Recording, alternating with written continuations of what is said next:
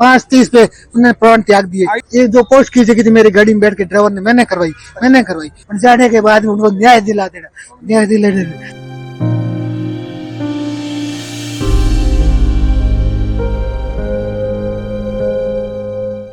राजस्थान की प्रसिद्ध कथावाचक साध्वी प्रेम बाईसा की संदिग्ध परिस्थितियों में मौत ने प्रदेश ही नहीं बल्कि देश भर के लोगों को हैरान कर दिया है।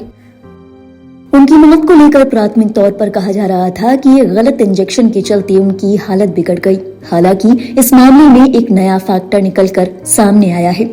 कयास लगाए जा रहे हैं कि हत्या के तार 6 महीने पुराने एक वीडियो से जुड़े हैं। दरअसल 13 जुलाई 2025 को सोशल मीडिया पर साध्वी का एक वीडियो लीक हुआ था, जिसमें साध्वी प्रेम बाईसा अपने कमरे में लेटी नजर आ रही थी।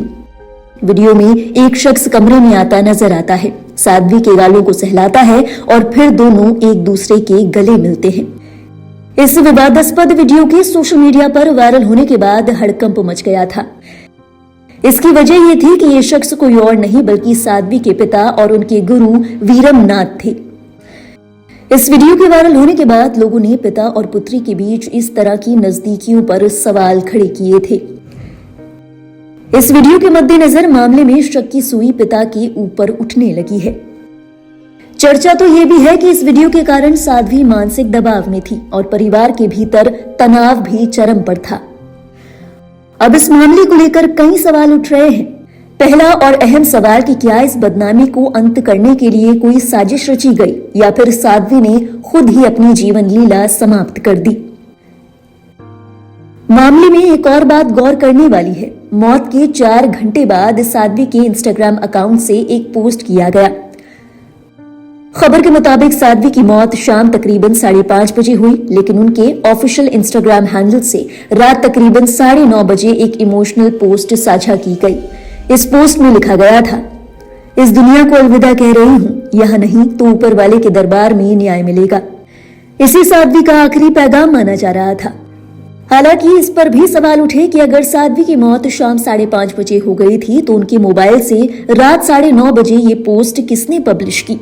क्या इस पोस्ट को शेड्यूल किया गया था? इस मामले में खबर है कि साध्वी के पिता ने खुद ये कबूल किया है कि उन्होंने ही ये पोस्ट डलवाई थी। वो करण 5:30 पे उन्होंने प्राण त्याग दिए। आईडी कौन अhandle करते हैं आपके अलावा? ये जो पोस्ट की थी मेरी गाड़ी में बैठ के ड्राइवर ने मैंने करवाई। वो पोस्ट मैंने करवाई 2-2.5 घंटे बाद थी, आप देख लेना। 5:30 पे 5:29 पे उन्होंने प्राण त्याग दिया और वो पोस्ट कितना बजी हुई आप देख लेना। वो पोस्ट कितना बजी हुई 9:28। वो गाड़ी में बैठ के मैंने कराई। उनके अंतिम से पापा जीते मुझे नहीं मिला, पर जाने के बाद में तो मुझे उम्मीद है इस धरती की कि मुझे मिल जाएगा।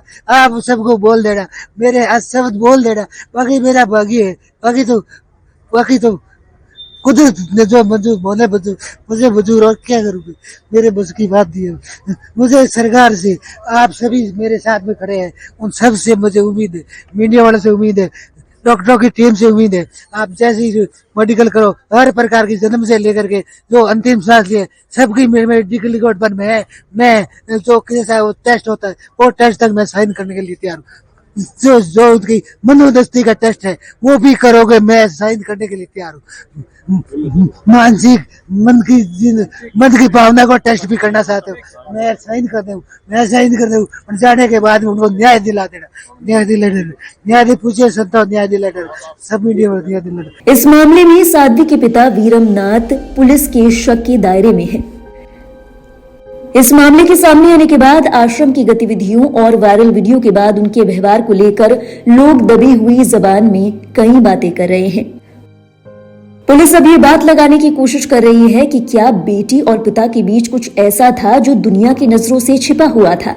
क्या उस रात बेटी और बाप के बीच कोई झगड़ा हुआ था? क्या किसी बात को लेकर दबाव बनाया जा रहा था?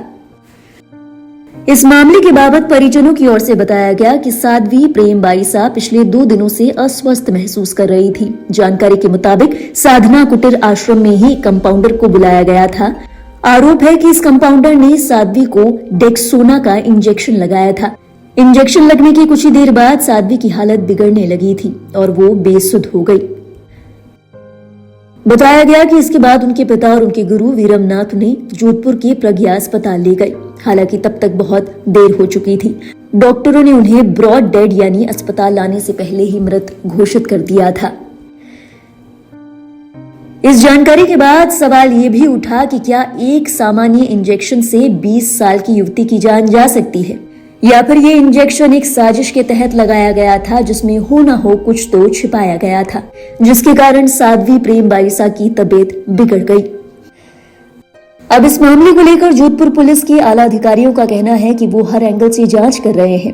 हो सकता है कि ये मेडिकल लापरवाही हो सकता है कि साध्वी ने खुद ही अपनी जान ली हो, या फिर उन्हें उकसाया गया हो। क्या मामला था और क्या पूरा? ये जो साध्वी जी हैं, इनके पिताजी द्वारा ऐसा बताया गया कि इनकी कल थोड़ी तबीयत खराब थी, जिस पर इन्होंने किसी प्राइवेट कंपाउंडर को बुलाया था।